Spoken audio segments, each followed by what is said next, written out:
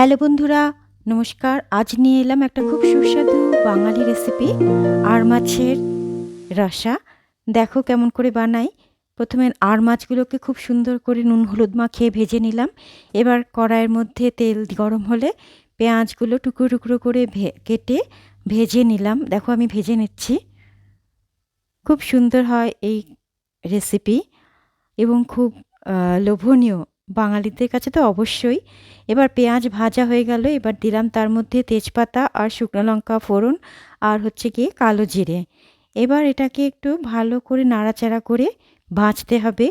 এবার আমি এর মধ্যে বাটা মশলা, যেটা একটু পেঁয়াজ, রসুন, আদা, একটু জিরে, লঙ্কা আর টমেটো আর একটু গরম মশলা, গোটা গরম মশলা, এগুলো একটু মিক্সির মধ্যে বেটে নিয়েছিলাম। এবার সেই মিশ্রণটা আমি এই ভাজা পেঁয়াজের মধ্যে দিয়ে দিলাম। আর যেটা জল দিলাম সেটা হচ্ছে ওই মিক্সির জারটা একটু ধুয়ে তার মধ্যে মশলা লেগে থাকে, ওই জলটুকু একটু ধুয়ে ওর মধ্যে দিয়ে দিলাম। এর মধ্যে হলুদ আর লবণ দেওয়াই আছে। দেখো এটা খুব সুন্দর করে আস্তে আস্তে ধৈর্য ধরে নাড়তে নাড়তে থাকবে, যাতে আস্তে আস্তে এই যে মশলাটা ভাজা হলে সাইড দিয়ে তেল বেরোতে থাকবে। তখন বোঝা যাবে যে মশলাটা সুন্দর করে ভাজা হয়ে গেছে। এবং বারবারই এটা ভাজার জন্য অল্প অল্প করে জল দিতে হবে, জল দিয়ে মশলাটাকে খুব সুন্দর করে ভাজতে হবে। এই দেখো ভাজা হয়ে গেছে। এবার আমি দেবো এর মধ্যে গরম জল। কখনোই রেসিপির বা যে কোনো কারির মধ্যে ঠান্ডা জল দেবে না, গরম জল দেবার চেষ্টা করবে, তাতে খুব সুন্দর স্বাদ হয়। এবার দেখো জল দেওয়া হয়ে গেল। এবার মশলাটাকে এই জলের মধ্যে ভালো করে মিশিয়ে দিতে হবে। এবার এটাকে ফুটতে দিতে হবে কিছুক্ষণ। এই 3-4 মিনিট একটু ফুটবে, যাতে মশলাটা ভালো করে জলের মধ্যে মিশে যায়। ঠিক আছে, এই যে দেখো ফুটছে, এ প্রায় হয়েই গিয়েছে।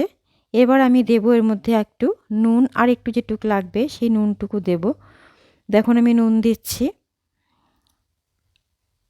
নুন দিয়ে এবার একটু এটাকে আস্তে আস্তে ফুটতে দিতে হবে, নেড়ে নেড়ে, যাতে নিচে না লেগে যায়।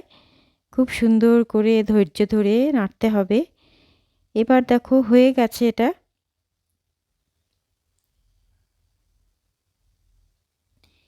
এবারে আস্তে আস্তে ভাজা মাছের টুকরোগুলো এর মধ্যে ছেড়ে দিতে হবে, একটা একটা করে খুব আস্তে আস্তে।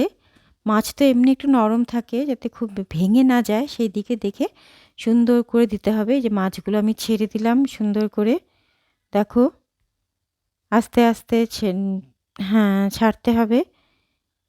এবারে আস্তে আস্তে মাছগুলোকে একটু এপিট ওপিট করে উল্টে দিতে হবে, যাতে মশলাগুলো দু পিঠেই ভালোভাবে লেগে যায়। ঠিক আছে, দেখো হয়ে গেছে। ঝোলটা বেশ গ্রেভি গ্রেভি হয়ে গেছে, না বেশি ঝোল না বেশি শুকনো। এবারে এর মধ্যে ব্যাস রেডি। এর মধ্যে আমি দেব একটু কুচনো ধনে পাতা। কেউ স্কিপ করতে পারো, আমি দিলাম ধনে পাতা আর হচ্ছে গিয়ে চেরা কাঁচা লঙ্কা। যাতে লাস্টে কাঁচা লঙ্কাটা দিলে না খুব সুন্দর একটা কাঁচা মরিচের গন্ধ আসে। এবার আমি দিচ্ছি দেখো ধনে পাতা।